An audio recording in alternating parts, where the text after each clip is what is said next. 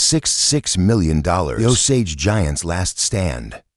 Black smoke rises from a smoldering letter, carrying with it the first spark of a looming storm. The Osage warriors watch silently as their supposed fate burns to ash. A piece of paper claiming their vast hunting grounds now belonged to strangers across the ocean. Little did the Americans know, this proud nation would not yield quietly. Welcome to Native Legends and History Stories. Join us as we uncover the raw, untold stories of America's indigenous peoples. Subscribe now to Journey Through Time, with the nations that defined our continent's soul. The year is 1804. Through the morning mist.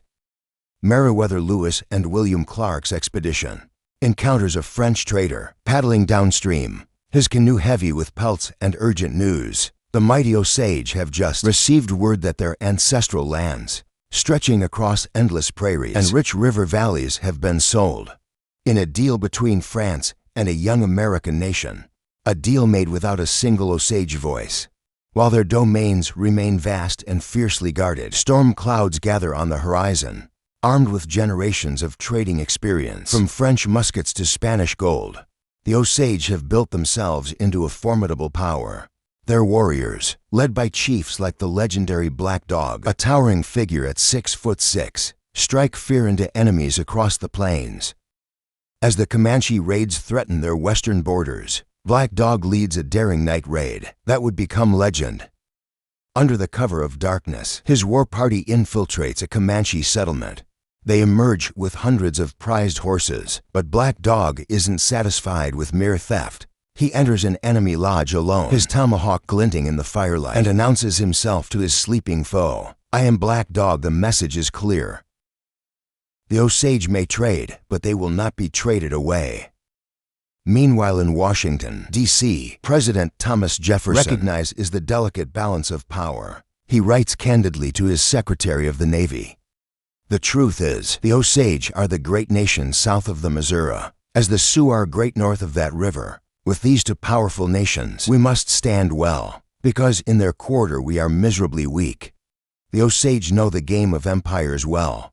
They've dealt with French traders and Jesuit missionaries, sent chiefs to the court of King Louis XV, and watched Spanish authorities fail to break their grip on the plains.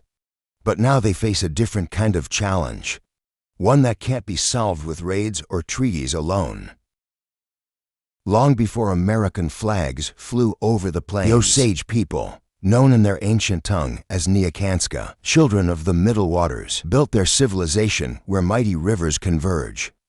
In their lodges, stories passed down through generations tell of their sacred bond with these waters, carrying the wisdom of centuries in their flow.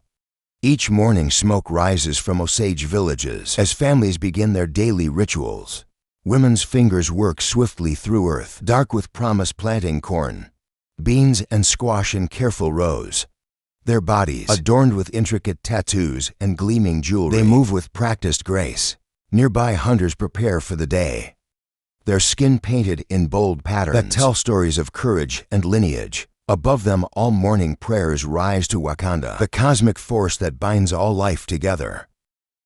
The Osage territory stretches so vast that the seasons dictate their movement. During summer months, entire villages pack their belongings and follow the bison herds across the grasslands. The well-worn path they follow is Black Dog's Trail, a route carved by the towering Osage chief to guide both peaceful migration and swift war parties. When winter winds begin to bite, families break into smaller groups, seeking shelter in protected valleys. But in 1808, a different kind of threat emerges. Meriwether Lewis, the same man who once sought peaceful passage through their lands, now sits as governor of Louisiana. His strategy is as simple as it is cruel: strangle the Osage's trade routes, turn their neighbors against them, force them to their knees. William Clark, his old companion, presents a treaty to the Osage chiefs. The document's English words hide a terrible truth. It demands not just shared hunting rights, but the surrender of 50 million acres, half their ancestral domain. The chiefs who place their marks on the treaty believe they're agreeing to share hunting grounds, a concept familiar to their way of life. They don't understand that in American eyes, their signatures surrender the land entirely. It's a devastating miscalculation. The Osage, who make every major decision by consensus of their entire people, watch helplessly as a handful of signatures tear their world apart. Soon Cherokee families appear on Osage hunting grounds, sent by a government eager to clear its eastern territories. Chief Claremore, one of the most respected Osage leaders, sees the danger clearly.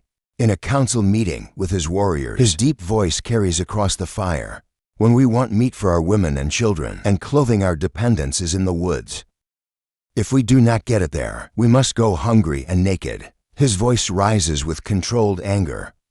When the president gave the Cherokees land we had sold him, he certainly did not give to the Cherokee all the beaver, bear, buffalo, and deer on our lands. The warning goes unheeded. Blood soon stains the grass where deer once grazed. Young Osage warriors, their families' hunger burning in their hearts, clash with Cherokee hunters. Each confrontation adds fuel to a fire the American government is all too happy to watch burn. By 1817, desperation stalks both sides. When Chief Claremore leads his strongest warriors to the plains for the hunt, he leaves behind a village of women, children, and elders. None of them know that this ordinary separation will soon become something far more terrible. At dawn, with screams and gunfire, Cherokee warriors and their American allies pour between the longhouses like flood water. Bullets tear through wooden walls. Arrows find flesh, and war clubs splinter bones.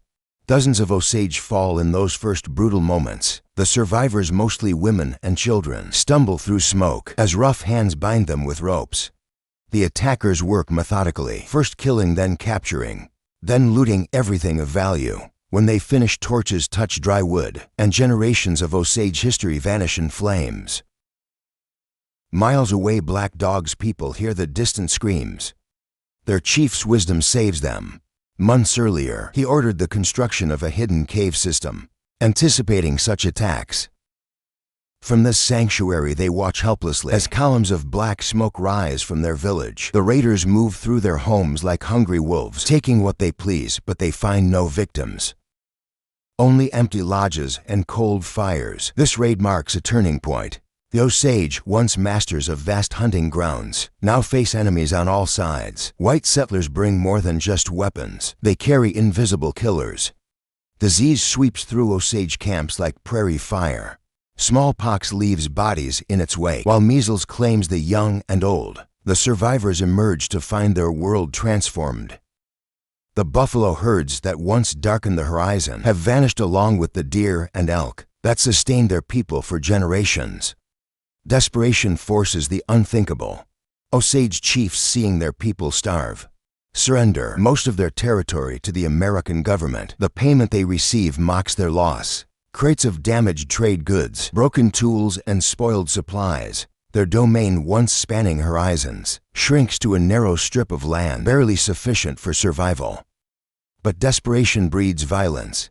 In 1833, Osage scouts bring word in their remaining territory. The response is swift and merciless. Warriors gather in the pre-dawn darkness, painting their faces black, the mark of a death squad. No prisoners will be taken, no mercy shown. They find a Kiowa camp, but there are no warriors to fight, only elders, women, and children. The warriors' code breaks under the weight of accumulated grievances. They take 2 children captive, then unleash their fury on the rest. In a final act of calculated brutality, they place the victims' heads in brass cooking pots, a message that will haunt the Kiowa for generations. In their winter camps, Kiowa historians mark their calendar with grim precision. The summer they cut off our heads. The Kiowa and their Comanche allies prepare for vengeance, but the U.S. government intervenes. They broker peace between the tribes, not out of concern for lives, but because stable territories are easier to seize. The government's true agenda becomes clear as cotton plantations spread across the South, like a creeping vine demanding more land, more labor, more profit. The cost in human suffering is staggering. In 1838, American soldiers forced 15,000 Cherokee from their homes. At gunpoint through winter storms and freezing rivers, they marched 5,000 miles to designated Indian territory. Disease exposure and exhaustion claim for 1,000 lives. Grandparents, mothers, children, their frozen bodies. mark each mile of what becomes known as the Trail of Tears. For the Osage who resist reservation life, the response is equally brutal. American soldiers drag them from their homes. Those who resist face rifle butts and bayonets. Government officials justify this violence by pointing to past Osage raids, using isolated incidents to paint an entire people as savages, unworthy of their land or rights. Yet this narrative of savagery crumbles before eyewitness accounts. Jesuit missionaries who lived among the Osage tell a different story few nations in this region show such affection and friendship. One writes, "They greet strangers with open arms, share their last morsel of food, and would rather go hungry themselves than see a guest leave their village unfed." Another observer notes how Osage families divide their meals with travelers, maintaining their hospitality even as poverty and hardship stalk their people. Black Dog, the towering chief, who built both physical trails and paths to survival, dies in the mid-19th century. His passing marks the end of an era. When Civil War tears America apart in the 1860s, the Osage, having seen too much bloodshed, strive for neutrality. Their own bitter history has taught them the true cost of taking sides in others' wars. The Civil War brings new forces to Osage territory. Confederate agents arrive with tempting promises, greater sovereignty, and increased payments in exchange for alliance. Their words find willing ears among some Osage warriors, but most of the tribe remembers broken American promises too well to trust these new ones. The price of this loyalty comes due when Confederate agents cross Osage land. They kill an Osage man, perhaps, thinking distance from Union forces grants them immunity. They learn too late about Osage justice. Warriors track them down, execute them, and leave their severed heads as warnings to other trespassers, the same fate that has awaited intruders for generations. When the war ends, the Osage face familiar patterns.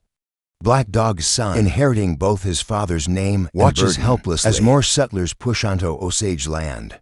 The U.S. government's response is predictable. Instead of protecting Osage boundaries, they pressure for more land concessions. Across the continent, proud nations that once controlled vast territories now find themselves confined to reservations.